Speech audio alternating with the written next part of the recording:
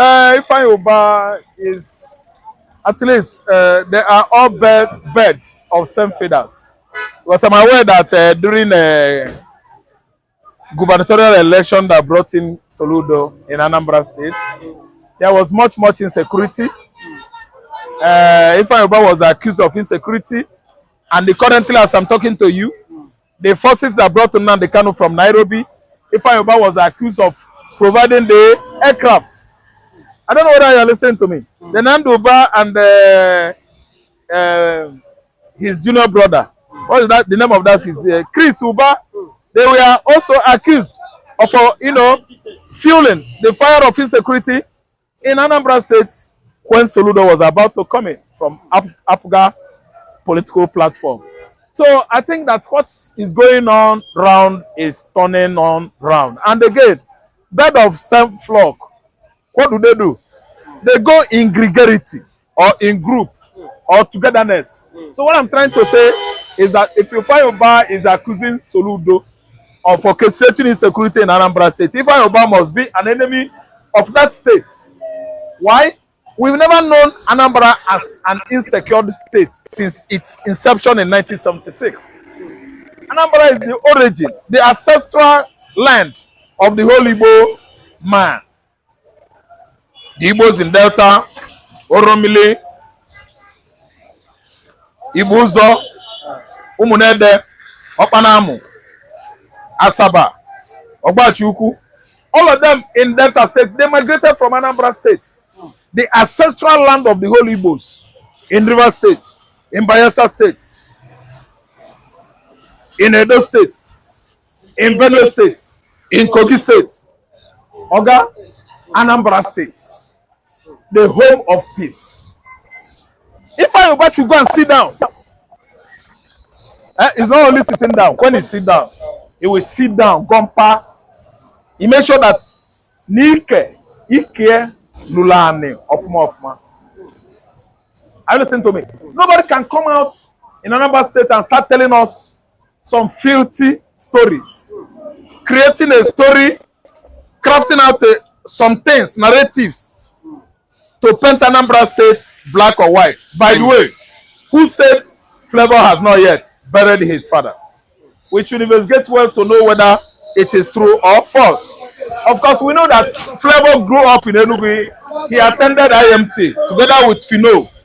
We saw a burial organized by his friends with him, Flavor.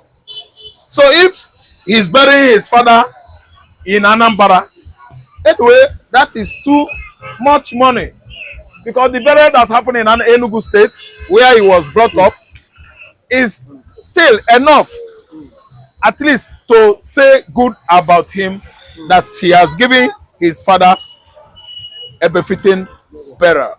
So way back to Anambra State, if fellow want to bury his mom or his father, he can do so. Nobody is stopping him. If they are threatening, shooting or whatever, any attendant, from Ifeanyi Ubah angle, Ifeanyi Ubah should be at least ask question about insecurity in Anambra State. Nobody is not secured in Anambra State. I know the youth of that state because I'm from the state of Anambra. I listen to me. So I don't know from where Ubah is finding it difficult to tell the whole world what he's meant by accusing Soludo of orchestrating insecurity in Anambra State. He has not made his stance clear. His points are not so digestible and comprehensive to us because there's nothing like that going on. If Ifeanyi is playing politics to the level that he actually deserted his party, cross-carpeted to APC to know if they could give him APC political platform to fly their flag or to raise their flag come next Ubah election in Anambra State. To know if he could use his money well in collaboration with Buhari, Tinubu's Ghana must go too, so that they will rig Anambra State. This is a difficult state. We have been telling people it can't work. You can't rig that state. Every family in that state must have 2 or 3 billionaires. They are not hungry. That's where I grew up. Oga, they don't beg. So states you can rig election is where some poverty-stricken states where the citizens, the entire indigenes are reverting in abject poverty. Are you listening to me? Anambra State can never ever succumb to that kind of threat. We are not subjected to security threats, and there was never a time that state was. So currently, Ifeanyi should come out to the social media, to the media, and have interaction session with journalists, the press, to explain himself more, throw out some at least lucid points on reasons he feels Soludo is at least constituting insecurity in Anambra State. Okay. But the Niger Delta youth, they've come and said that they are ready to protest the release they are ready to protest for the release of Nnamdikanu. That he didn't commit any offense, like he didn't commit any treasonable offense. That what he was doing was just canvassing for the good of his people. That they are ready to vow to protest this time for the release of Nnamdikanu. You see, the Niger Delta youth, as you call them, nothing like Niger Delta, but the use of Biafra in this riverine area, have watched their brother in the mainland called the southeast, how they use Monday sit at home to demonstrate their support and dislike of detention of Nnamdikanu. You understand what I'm saying? So now they want to rise up to do what? To tell federal government that we are Biafrans. We cannot allow our brother to continue in this thing. So now that's what they're supposed to do since.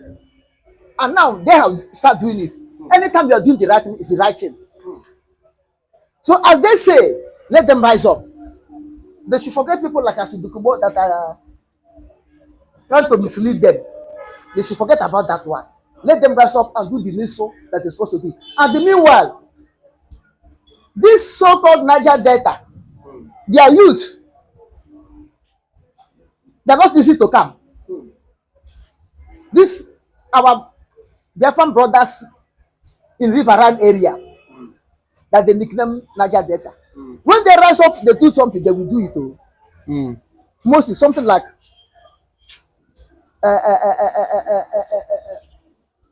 public disorderliness or demonstration against bad thing, they will do it. They will do it. So they are not cat wars. This is not a oil pipeline contract. They may be asking when you give them the contract, they come down. This is not for money's sake. This is voluntary. Of their fatherland, their nation, their country, Biafra, is voluntary. They will do it. If they determine to do it, they will do it. And by that time, federal government may sit up. But because now, federal government did not sit up because it's only their brother in mainland called Southeast are doing it. When our brother in riverine area, all of them join hands together, then you see that our people say, which means we gather together and you relate to one place, then it will produce foam. Then if our brothers in riverine area and the people in the ones in mainland join hands together now to say federal government no, then you see the matter we have weight. It will have gravity that the federal government cannot carry it again. They have to drop it. So I pray God that they should come up and join their brothers and sisters in mainland for the liberation of Biafra land, restoration of Biafra nation, and the release of our Onyendu Mazi Nnamdikanu. It's a very good movement they are trying to do. Nnamdikanu, by saying he escaped from DSS, it's a joke of the century. It's a very big joke of the century. And this joke of the century is very expensive joke. And I believe that it may be a rumor, not a reality. How can Nnamdikanu escape from DSS custody? How did he manage to escape? Is he a spirit? Is he wind? Do he break the door? Do he break the wall? Or are they saying, trying to label him again, that he jumped bail? He said an escapee. The person who came and aired this thing, what was in mind? Nnamdikanu did not escape when he's supposed to escape. Now that his freedom is at hand, is it not that they come to escape? All these things are joke of the century. But let us turn around and look at it again. In other angle. Maybe they have taken Nnamdikanu, the authority that Nnamdikanu are in their charge, have taken Nnamdikanu to another place to avoid the upcoming courts, so that they may say Nnamdikanu have escaped. We have not seen him. This is why the court cannot hold. We will wait until when we find out where he is and get him back before court will continue to sit on his case. By then, a year, 2 years, 3 years, 4 years have gone. Nigeria enter another 2027 election. We are still waiting to find Nnamdikanu out. That's another one. Maybe they have planned to silence Nnamdikanu. Therefore, they will take escape to cover up that they have escaped, but they have silenced it. Nobody knows. All these are suggestions. Number two, number three, they may try to say this to know the reaction of IPOB autopilot. Because somebody have said several times that let nothing happen to Nnamdikanu. If not something bad happen to Nnamdikanu, they will see another side of IPOB autopilot. If he left for IPOB DOS, Nnamdikanu issue could have gone. Because IPOB DOS are the one also put him where he is now. This is what they're trying to quench someone ekpa and his IPOB autopilot, not to react, do anything, so that Nnamdikanu case will die silently. From then Nnamdikanu himself may disappear. So my DOS or whosoever said this thing may say it to provoke the followers of Nnamdikanu. Because if you watch, Nnamdikanu is controlling 99% of Biafrans. Colossal because of whatever. And they want to know whether if Nnamdikanu, peradventure, something happened to him that is dead or like something like that, whether as we hold on sit at home Mondays, whether Biafran can still hold on, Nnamdikanu or Nnamdikanu, we are marching out of Nigeria, whether that they can still hold on. So all these things, if it happened that they really are saying Nnamdikanu escaped, it's an experiment to know what will happen in case if Nnamdikanu is no more. To know what will happen. Because let me tell you, they still hold Nnamdikanu, Nigerian government still hold Nnamdikanu in their custody. But still, Nnamdikanu is fear to them. It's just like when this one of South Africa,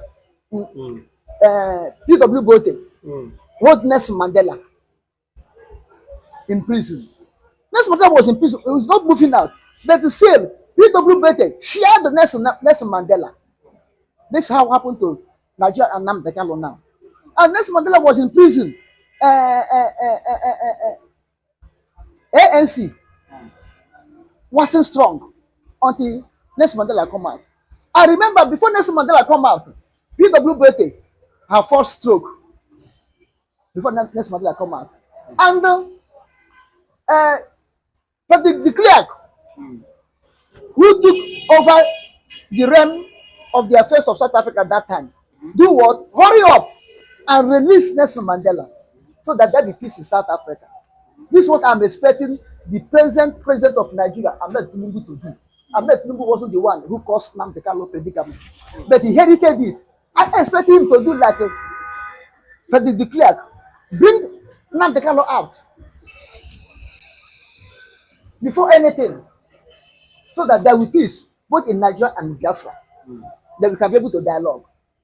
So all this thing is what is happening. So they want to, Nnamdikanu have become a bone in the throat of Nigeria. They don't know what to do. And instead of Tinubu to take a bold step, release him as he do to Shawore and do to Saudi Bohu, he kept him there. And now they're trying to talk cock and bull story. Cock and bull story. It's escape, he don't escape. But I will be sure whether he escaped or he don't escape when the assess, because you can escape from prison no matter how maximum secure that the prison is. You may escape. You may escape from police detention. You may escape, but to escape from DSS custody. And Kanu is not a small person, you know, is a public figure and a very popular person. So there's no way they would have not tightened the security enough for him to escape just like that. That's what I'm saying. Anybody, Nnamdikanu may not know people. People know him now because his genuine activities, fighting for his people, and the picture have gone wild all over the world. Everybody can see him and recognize him. So it's not easy for him to escape without anybody notice that he's escaping. And if he thought he escape, it's not easy for him to escape without informant inside there to make a way for him to escape. And if he is trying to escape now, I don't think he did it well, so he cannot escape. Yeah. You understand something also? You know what law is? That if he escape now, he have jeopardized his own case that he's supposed to win again. Have you seen it? So I am waiting for DSS boss or spokesman of DSS, DSS boss or spokesman of DSS to come out and debunk that is lie or claim that is truth that Nnamdikanu have escaped. By then, we will know who is who. Long live Arewa Republic. Anytime their eye open to put themselves out from this contraction called Nigeria, God bless them and bless the leader who will be at that time. It shall be well with them in Jesus' name. Father Yahweh, I commit Nigeria into your hands. See what is going in Nigeria. Atrocity and all that is that what I hate. That doesn't mean that I hate Nigeria. But I'm speaking the truth so that things will be well. Father, let your will take place in Nigeria.